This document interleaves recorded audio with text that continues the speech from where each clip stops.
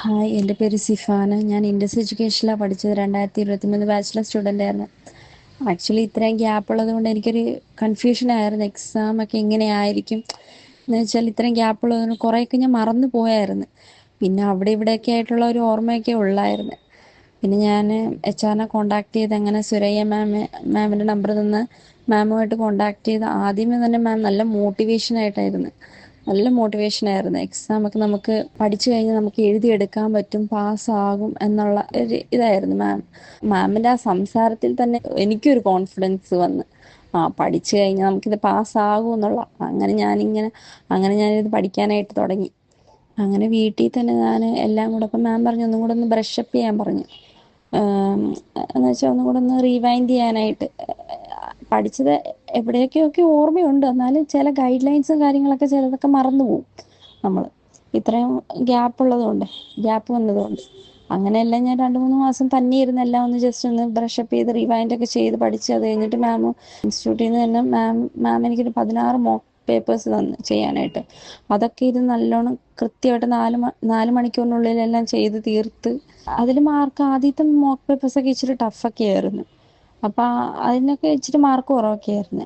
അതൊക്കെ പിന്നെയും നമ്മൾ റിപ്പീറ്റ് ചെയ്ത് നമ്മൾ ആ കറക്റ്റ് 4 മണിക്കൂറിനുള്ളിൽ തീർക്കുവാണെങ്കിൽ നമുക്ക് എക്സാമിന് ഉറപ്പായിട്ടും നമുക്ക് ടൈം കിട്ടും. നമ്മൾ ആ ഒരു ടൈം അനുസരിച്ച് നമ്മൾ എക്സാം ഇവിടെ മോക്ക് പേപ്പേഴ്സ് ചെയ്യുവാണെങ്കിൽ ഉറപ്പായിട്ടും നമുക്ക് അവിടെ ചെയ്ത് തീർക്കാൻ പറ്റും. അങ്ങനെ മോക്ക് പേപ്പേഴ്സും റോളും അതുപോലെ അവിടെ നിന്ന് തന്നെ മാം കുറേ 3 റോള് തന്നായിരുന്നു. അതൊക്കെ ഇരുന്ന് ചെയ്ത് എല്ലാം അങ്ങനെ പക്കയായിട്ടാണ്. എന്ത് ഡൗട്ട് ഉണ്ടെങ്കിലും മാം അപ്പം തന്നെ എല്ലാം ക്ലിയർ ചെയ്ത് തരും. നമുക്ക് നല്ല വ്യക്തമായിട്ട് മനസ്സിലാവുന്ന രീതിയിലാണ് മാം നമുക്ക് എക്സ്പ്ലെയിൻ ചെയ്തു തരുന്നത്. ഇന്നപോലെ എനിക്ക് നല്ല ടഫായിരുന്നു. അപ്പം ഇന്നപോലെ മാം ഇപ്പം എടുക്കുന്ന സ്റ്റുഡൻസിൻ്റെ ക്ലാസ്സിൽ എന്നെ അതിനകത്ത് ചേർക്കുകയും ചെയ്ത് ക്ലാസ് അങ്ങനെ 2-3 ക്ലാസ് അറ്റൻഡ് ചെയ്ത് അങ്ങനെ കുറേ രീതിയിൽ എനിക്ക് മനസ്സിലാവുകയൊക്കെ ചെയ്ത്. അങ്ങനെ ഇപ്പോൾ പുതിയ പിള്ളേരുടെ കൂടെ ക്ലാസ്സിൽ ഇരുത്തുകയൊക്കെ ചെയ്ത്.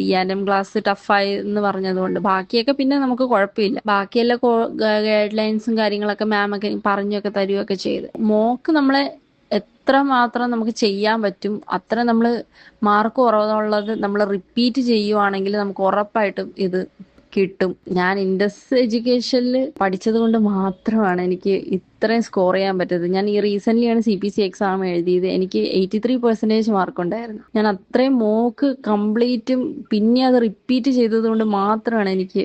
പിന്നെ മാം അപ്പം തന്നെ ഡൗട്ടും കാര്യങ്ങളൊക്കെ ക്ലിയർ ചെയ്ത് തന്ന് ആ ഒരു ഇതിലാണ് എനിക്ക് ഈ പേപ്പർ സ്കോർ ചെയ്യാൻ പറ്റിയത്.